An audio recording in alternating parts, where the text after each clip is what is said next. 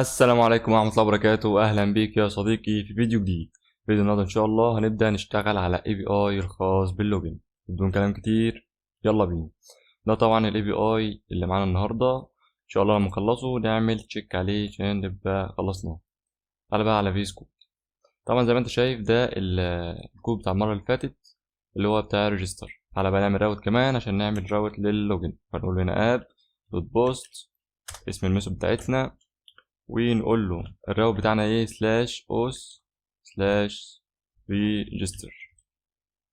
قصدي لوجن، معلش لوجن ريجستر ايه دي شغلانه لوجن.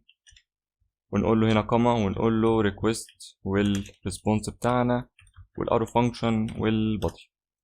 بص بقى دلوقتي معنى لوجن يبقى لازم يبقى معانا بيانات في الداتابيز. ما هو اكيد مش هيفايند او يدور على ايميل حد في الهوا مثلا يعني، وطبعا الاري بتاعتنا فاضيه، فاحنا عايزين ايه دلوقتي؟ تعال نضيف بيانات للمستخدمين الاول. بفتح لي كده اوبجكت واقول لي هنا محتاجين اي دي واحد، وهنا نيم وليكن عمر، وعايزين كمان الage 19 والايميل مثلا عمر @gmail.com، وكمان عايزين الباسورد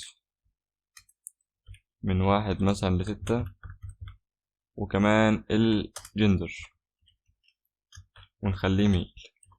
هاتلي دوت كوبي عشان نعمل كمان كام واحد ولا حاجة.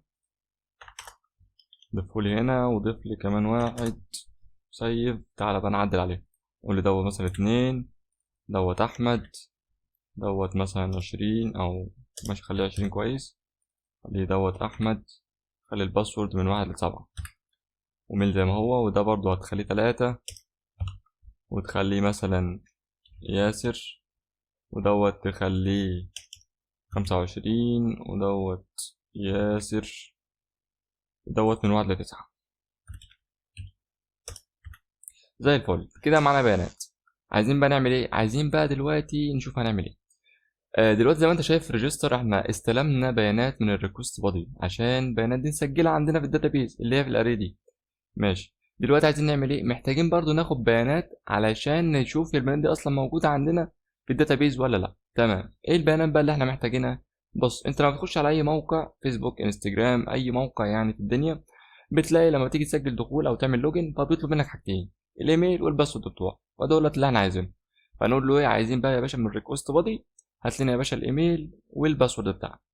فنقول له هنا ايه؟ تعال نقول له كونست، نفتح اوبجكت، نقول له ايكوال، ونقول له ريكويست للبادي، ونقول له يا باشا احنا محتاجين منك الايميل والباسورد. كلام جميل وزي الفل. محتاجين نعمل ايه تاني؟ عايزين دلوقتي نعمل حاجه، ايه هي؟ عايزين نبحث في الاري بتاعتنا ديت، تمام، على الايميل اللي المستخدم هيبعته لنا ده، هل الايميل ده فعلا موجود ولا لا. فهنعمل الكلام ده ازاي؟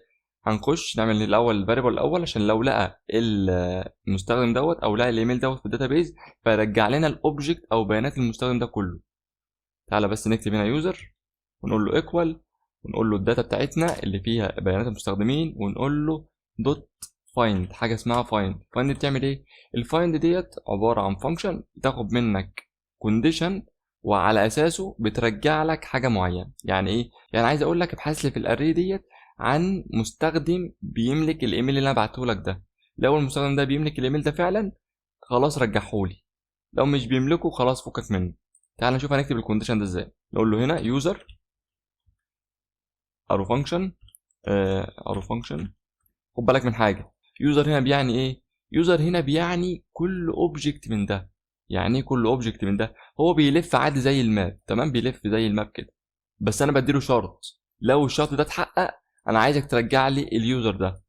فده الفكره بس اللي احنا عايزين نعمله كله.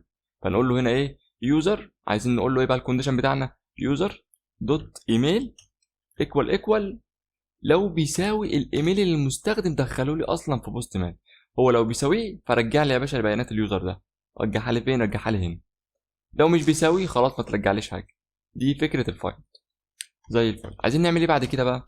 عايزين نعمل كونديشن بقى.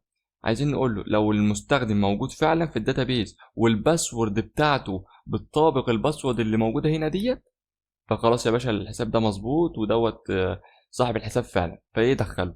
لو غلط لا يا باشا طلع لي ايرور ووقفه مكانه. فتعال نشوف نعمل الكلام ده ازاي.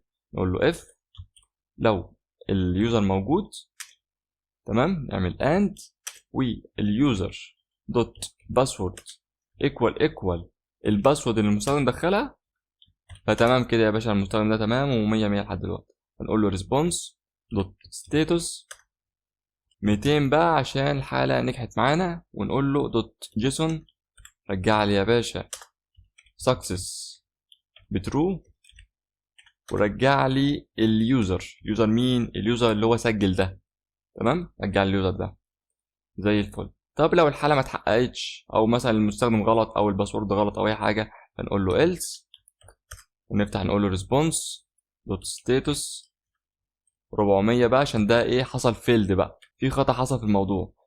بعدين نقول يوسن، قول له سكسس بفولس، ورجع له مسج عرفه الخطأ ايه. والخطأ طبعا هيبقى في الايميل والباسورد، فنقول له ايميل or password is wrong. طب ليه يا عم محمد احنا نقول له هنا الايميل او الباسورد هو الغلط؟ طب ما احنا هنعمل مثلا كونديشن ولا حاجه نحدد له ايه الايرور بالظبط، الايميل ولا الباسورد. كلامك جميل ومنطقي، بس تعالى بقى في نقطه معينه. انا دلوقتي لو حددت له ان الايميل مثلا هو الغلط او الباسورد هو اللي غلط، تمام، تعالى نفترض مثلا ان الباسورد هو الغلط، تمام كده. دلوقتي لو الشخص ده هاكر فهو كده عرف ان الايميل ده موجود في الداتابيز، فهو بس محتاج يعرف الباسورد عشان يخش على حسابه. فبكل بساطه في الهاكينج يعني حاجه كده زي تخمين الباسورد، فيعمل تخمين على الايميل ده، وممكن التخمين ده ينجح فعلا ويلاقي الباسورد بتاعه، فدي مشكله، حساب المستخدم اتسرق. فاحنا هنا بنقول له الايميل او الباسورد هو اللي غلط. ليه؟ عشان احنا دلوقتي ما حددناش ايه اللي غلط. احنا يا باشا سايبينك مع نفسك، الله اعلم بقى اللي غلط، يا ده غلط يا ده غلط، عيش انت بقى. فكده دي نقطه في السكيورتي يعني زي الفل، والدنيا تمام معانا لحد دلوقتي. نسيب ونشغل السيرفر ونشوف الدنيا دي. npm run dev يا حبيبي run dev، ماشي، السيرفر اشتغل معانا. تعالى بقى نشغل مين؟ نشغل صاحبك بوست مان